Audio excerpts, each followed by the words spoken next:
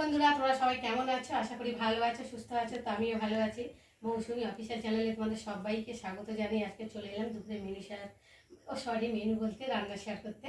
তো চলো আজকে আমাদের কি কি রান্না হবে সেটাই শেয়ার করব। তো প্রথমে দেখো কড়াতে তেল দিয়েছে, তেলটা গরম হয়ে গেছে। যেহেতু এই যে মাছটাকে আগে ভেজে নিয়েছি, আর ট্যাংরা মাছের ঝাল করব, তো কিভাবে করব সেটাই তোমাদের সাথে শেয়ার করব। আর এখানটায় রয়েছে শাক ভাজা করব। আর কি করব, তো ডাল তো করবই। তো চলো তার আগে মাছের ঝোলটা বসাই। তো কড়া গরম হয়ে গেছে, দেখেই বুঝতে পারছো তেলটা ধোঁয়া উঠছে। আর এখন ফোড়নে দেবো তেজপাতা, আর দেবো গোটা জিরে।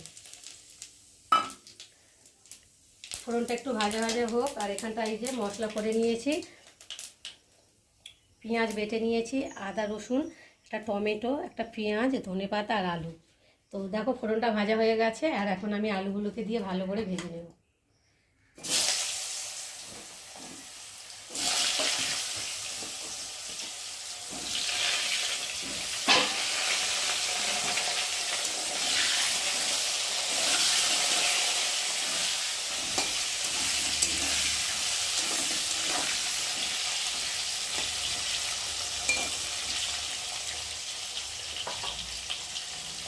আর এখন উপর দিয়ে পেঁয়াজ দিয়ে দেবো। পেঁয়াজটা তেলের মধ্যে দিয়ে কেন বলো তো, পুড়ে যাবে। তো আলু ভাজতে ওই জন্যে আলুর উপরে দিলাম। আলু ভাজা হবে, পেঁয়াজটাও ভাজা হয়ে যাবে। আলুভাবে ভাজা হয়ে গেছে, আর পেঁয়াজটাও আলুর সাথে ভাজা হয়ে গেছে। আর এখন আমি দিয়ে দেবো আদা বাটা, রসুন বাটা, পেঁয়াজ বাটা, টমেটো,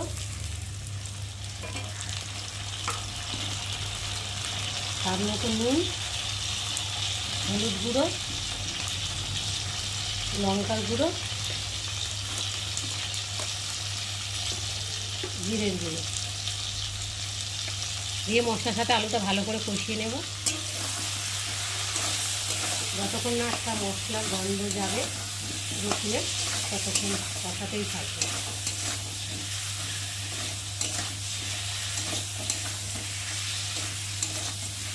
আলুর সাথে মশলাটা ভালোভাবে কষানো হয়ে গেছে, আর মশলা থেকে দারুণ একটা গন্ধ ছেড়েছে।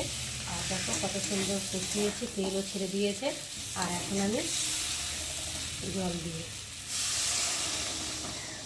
অল্প করে জল দেবো, যেহেতু এই মাছটা একটু মাখা মাখা না করলে তো খেতে ভালো লাগবে না। তো আমাদের এখানে ট্যাংরা মাছ বলে, তোমাদের ওইদিকে কী কী এই মাছটার নাম কী বলে আমাকে কিন্তু অবশ্যই জানিও। তো দেখো এখন ঢাকা দিয়ে ঝোলটাকে ফুটিয়ে খুলবো। তো দেখো ঝোলটা অনেকটাই শুকিয়ে গেছে। আর দেখি একটু আলুগুলো তো সেদ্ধ হয়ে গেছে, কষাতেও সেদ্ধ হয়ে গেছে যেহেতু। আর একটা ঝোলটা কত গাঢ় হয়ে গেছে।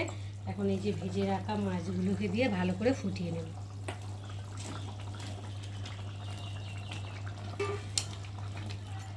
এই মাছটাতে একটু মাখা মাখা করলে তাহলে খেতে ভালো লাগে।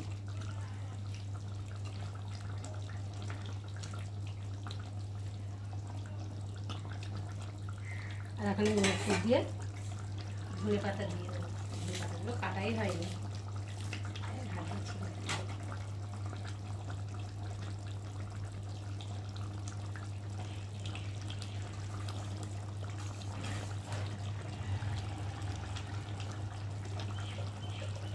দিয়ে একটু ঢাকা দিয়ে দেবো। বন্ধুরা ধনে পাতা দিয়ে আর একটু ফুটিয়ে নিয়েছি। দেখো ঝোলটাও কতটা শুকিয়ে গেছে। আর একটু নামাবার আগে একটু গরম মশলা দেবো।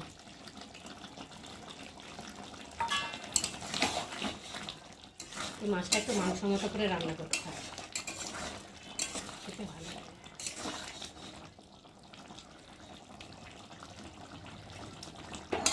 তো বন্ধুরা আজকে আমার ট্যাংরা মাছের রেসিপি কেমন লাগলো তোমরা কিন্তু অবশ্যই কমেন্ট করবে।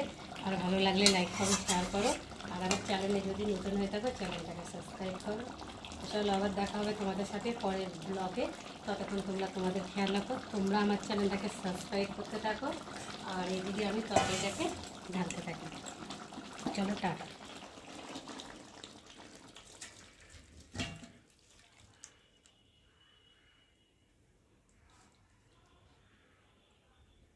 ট্যাংরা মাছের ঝাল রান্না করে চলে এসেছি খেতে। তো এখন আমি শাক ভাজা দিয়ে খাচ্ছি। আর আজকে আমাদের রান্না হয়েছে আর ট্যাংরা মাছের ঝাল তোমাদের সাথে শেয়ার করেছি। আর এখানে কুমড়ি শাক ভাজা, আর সাথে রয়েছে চাটনি। আজকে খুব সিম্পলভাবে রান্না করেছি, বেশি কিছু করিনি। কেননা এত গরম পড়েছে, তার শরীরটাও তেমন ভালো লাগছিল না, ওই জন্যে অল্পের মধ্যে রান্না করেছি। আর কুমড়ি শাক দিয়ে এখন খাচ্ছি।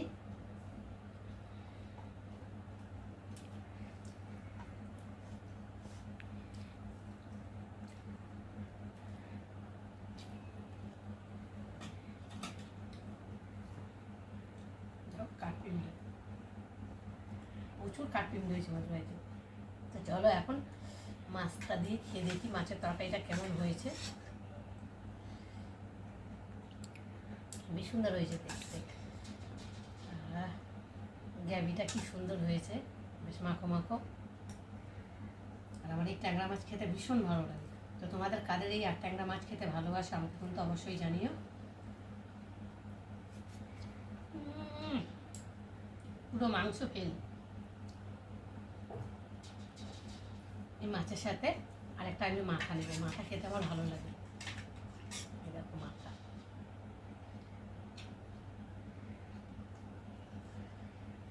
খুব সুন্দর হয়েছে তরকারিটা।